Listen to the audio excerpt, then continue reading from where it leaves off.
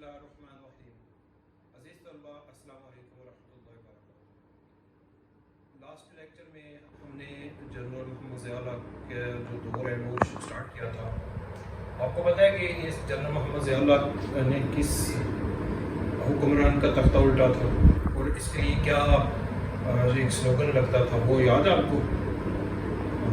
یقیناً آپ نے وہ لیکچر سنا ہوگا۔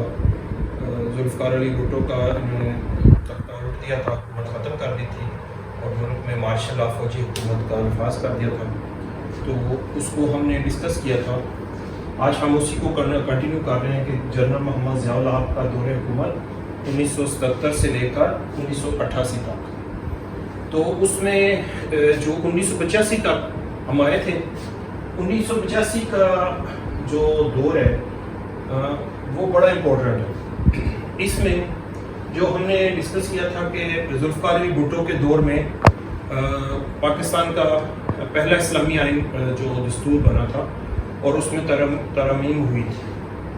تو 1985 عیسوی میں جنرل محمد ضیاء اللہ نے کیا کیا کہ اس کے اندر 8ویں ترمیم کی تھی۔ 7 ترمیمیں پہلے ہو چکی تھی اور اس میں کیا ہوا تھا کہ ایک آرٹیکل ایڈ کیا 58، جس کی روح سے یعنی ملک کے جو ساری پاور ہے وہ صدر کے پاس، پریزیڈنٹ کے پاس ہو جائے گی۔ وزیر اعظم جو بھی ہوگا وہ برائے نام ہوگے۔ اب جو سسٹم چل رہا ہے، اب وہ جو ہمارا پرائم منسٹر ہے اس کے پاس زیادہ اختیارات ہیں، صدر جسٹ ایک سرمونیل ایک علامتی طور پر ہوتے ہیں۔ لیکن جنرل محمد ضیاء اللہ نے کیا کیا تھا کہ 58(2)B جو آرٹیکل ایڈ کیا تھا 8ویں ترمیم کر کے، اس میں صدر پاکستان یعنی جنرل محمد ضیاء اللہ کو اختیار ہو گیا تھا کہ وہ قومی اسمبلی کو توڑ سکتے ہیں، صوبائی اسمبلی کو ختم کر سکتے ہیں، حکومت وزیر اعظم کو گھر بھیج سکتے ہیں، ٹھیک ہے، اور ان سارے اختیارات ان کے پاس تھے۔ تو لیکن ایک چیز تھی کہ ہمارے پاس ایک قومی اسمبلی ہے اور اس کے ساتھ ایک سینٹ ہے، سینٹ کو وہ تحلیل نہیں کر سکتے تھے، یعنی یہ اس میں پروویژن نہیں تھی۔ 58(2)B یہ آرٹیکل تھا جس میں صدر پاکستان، وزیر اعظم اور اس کی جو کابینہ جو کچن کیبنٹ جو وزیر اس کے وزیر، مشیر، ایڈوائزر وغیرہ ہوتے ہیں، ان سب کو یہ فارغ کر سکتے تھے۔ اور اسی سال انہوں نے جو وعدہ کیا تھا سٹارٹنگ میں ہی کہ میں 90 روز کے اندر الیکشن کراؤں گا، لیکن جو صورتحال بنتی رہی، کافی سال گزر گئے۔ 1985 میں نان پارٹیز، غیر جماعتی بنیادوں پر، یعنی جیسے پاکستان پیپل پارٹی ہے، جماعت اسلامی ہے، PTI ہے، اور اسی طرح مسلم لیگ نون ہے، مسلم لیگ کاف ہے، دوسری پارٹیز جتنی بھی ہیں یہ پارٹی کے نام سے ہیں۔ تو اس میں پھر کسی پارٹی کا نام ہی لیا گیا تھا اور بغیر پارٹی کے غیر جماعتی بنیادوں پر 1985 میں الیکشن ہوئے، اور اس میں صوبہ سندھ سے تعلق رکھنے والے محمد خان جنیچو وہ وزیر اعظم پاکستان بنے۔ اور انہوں نے پھر کیا کیا کہ 2 منتھ کے اندر اپنے دوست جو ان کے احباب تھے، جو سیاسی ان کے ساتھ لیڈر تھے، ان کے ساتھ سیاسی جماعت قائم کر لی، اور اس طرح پھر انہوں نے پولیٹیکل ایکٹیویٹیز سٹارٹ کر دی۔